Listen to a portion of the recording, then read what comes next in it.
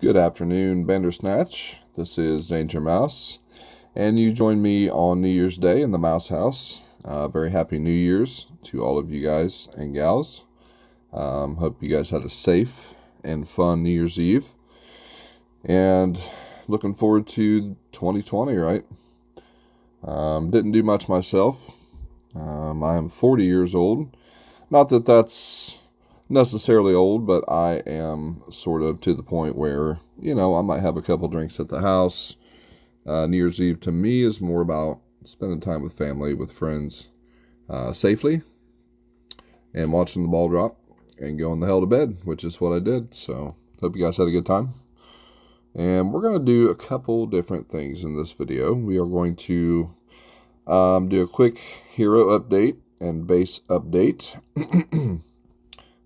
We are going to discuss costumes and emblems to some extent, and then I think I'm going to take a couple shots in the war here because it's after halftime and I've got all my flags. There's some big old nasty teams on the board this occasion here, so yep, that's the plan.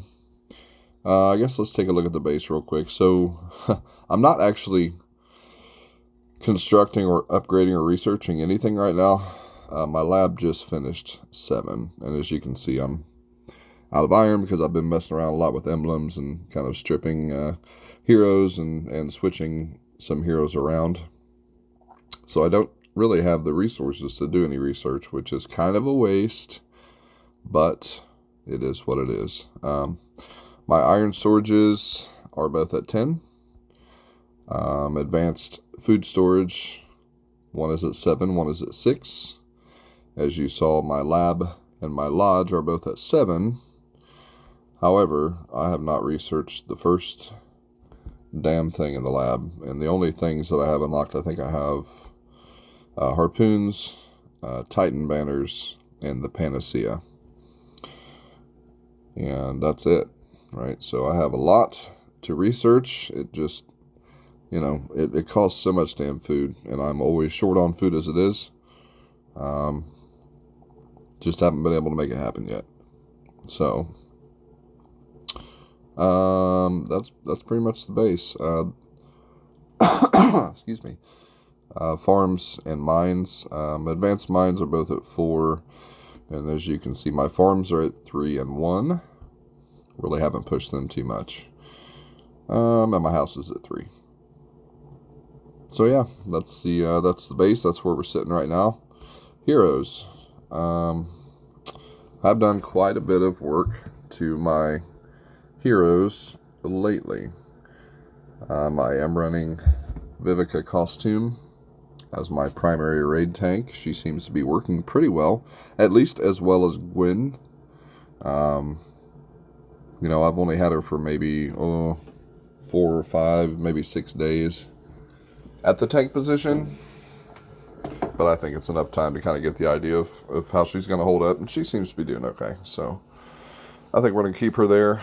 I did get Kingston up to 14 today because there was a emblem quest up, and that got him up over 800 attacks, so I'm happy about that. He continues to do very well for me. Cage and Alice are both about 15 emblems or so shy of the next level. She's still looking pretty good. Of course, Cage is. I think he's 16 shy. Definitely going to go attack for him. Probably attack or shield. I might go shield for Alice. Shield and health, and just I've kind of focused on attack with her. Everywhere there's been attack, I've taken it. So now I've gotten 1 shield, a couple health upgrades, and that's it. So I think I'm going to spend a few levels and get her defense where I think it needs to be. The big thing I did, other than Costume Costume Viv, is I stripped this lady right here of all her emblems, which is maybe a controversial thing to do, but I feel like Viv is doing well for me at tank.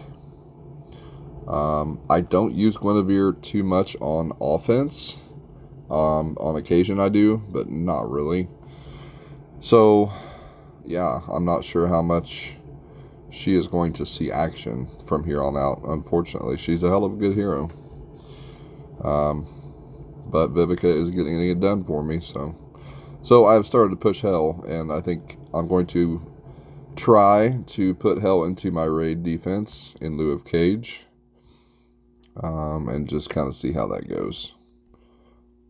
If I don't like it, I'm also toying with the idea of maybe taking some Kitty out. Although I love my fast cleanser, and putting Hell in and having purple flanks for Vivica on both sides. That will definitely hurt my team power, because I only have, well, my second troop is level 12, so I mean, it's not going to totally destroy. Let's just see what it'll do real quick while I have a captive audience here. I would probably do this and then keep Alice in Kingston. So Hell is going to be 14. That's 8 more levels. That's 40 more TP. So I'd have 4498 with this team. So a little bit of a knock, but still pretty good, right? So we'll discard that. What else? Have not put any emblems on Santa Claus yet.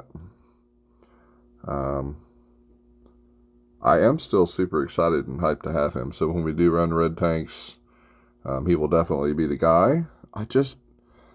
This guy right here has done such a good job for me in raids and war since I put the costume on him and put those emblems on him. I mean, he's awesome.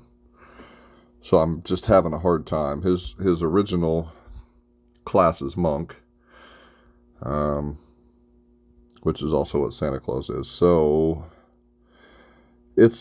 I'm torn. I just haven't done it yet. I may not do it. Who knows?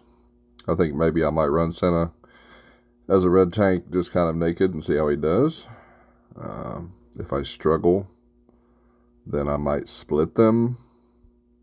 We will see. Not sure yet. Other than that, it's really about it on the hero front. Liana and Richard were both up to 14. I could put a couple more ranks into Morgan, which I may do yet. I've actually got enough for 2 more ranks for her. It's a resource thing.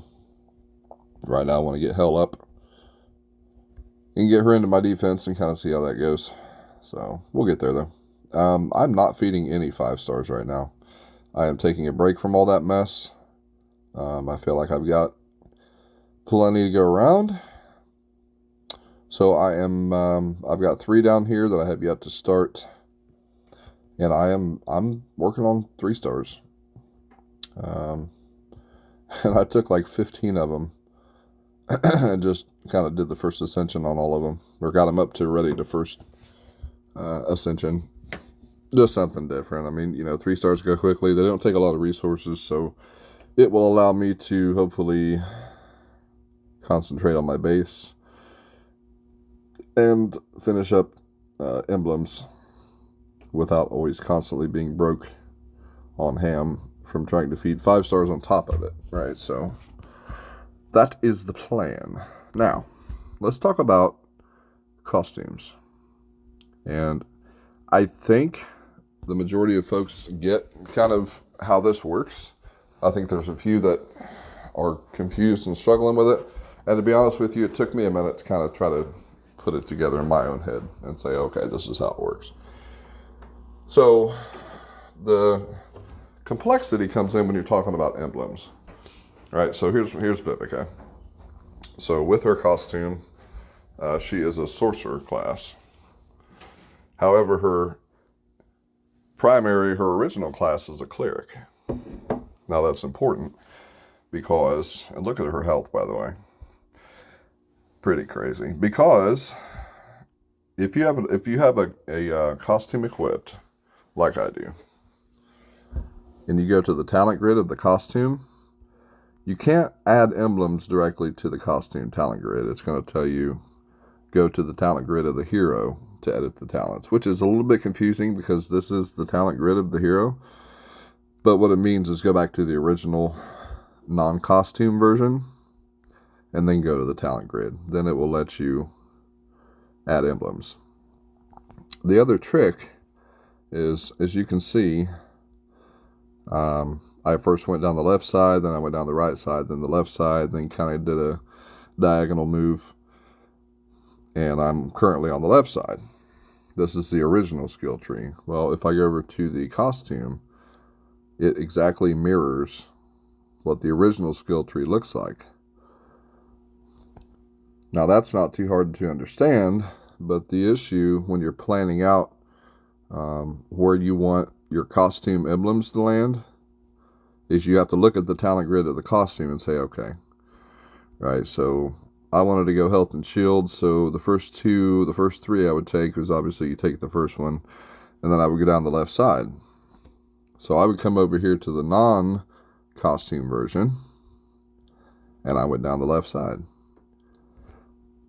The skills, the little benefits that you get for each one of these nodes is different class to class. So it's cleric, health, and shield on her original. It is cleric, shield, and health on the costume. Going further down, if we go 1, 2, 3, 4, nodes 5 and 6 are shield and sword. If I go back to the original and look, nodes 5 and 6 are health and sword. So you have to plan out your route down the skill tree based on, well, number one, based on, are you going to use the costume or are you going to use the original when it's all said and done? If you're going to use the costume, you go and look at the talent grid of the costume and say, okay, for node 2, I need to be left. Node 3, I need to be left. Node 5 and 6 need to be on the right, whatever, and kind of plan it out. Go back to your original and then do that. So what you wind up with is a divergence in the different amounts of emblems that you're stacking based on whether or not the hero has the costume on or not, right? So my original Viv right now has got some pretty good stats. In fact, I could probably run her just fine like that as a tank, except the costume has that defense down buff. So when I got the costume, I looked at it and I said, okay, you know, what are my plans for this hero? I'm going to use her as a tank. I'm going to try it. Okay, so out of the costume and the non-costume skills, which one would be better suited for tank? And I feel like the costume is better suited. So I planned out my route down the original talent grid based on how I want my costume to be leveled up. And I did so accordingly and ended up with where I wanted to be on the costume, but this is sort of the byproduct of doing that. So on my original hero, I'm now with a pretty substantial, well, she's pretty damn balanced across the board, really. No matter whether you choose the costume version of the hero or the original, once you finish the costume, you will get that bonus applied to both. All right, so the costume bonus of 5% attack and so on and so forth, that will be applied to both the costume and the non-costume version of the hero. So whichever one you choose, you're still going to have those little bonuses on top. I know that's kind of confusing, but I hope that I clarified it a bit. I'm not sure if I have really Regard. I don't have any talents on him. Regard, the same thing. You get the bonuses. It's applied to his, for some reason, black and white normal card, and also his costume card. So you'll get the bonuses no matter what. The trick is figuring out which version of the hero you want to use, and then if you're going to emblem it, plan accordingly based off of which tree you're going to be using. So, all right, that's pretty much my little 2 cents on emblems in a nutshell. I think I'm going to cut this and we'll start a new video just so it's not so long and do some more hits. So if you guys have any questions on costumes or emblems, or want me to try to explain it in a different way, or if this didn't make sense and you want clarification, whatever, just let me know and I will do what I can. And we'll see you in a minute.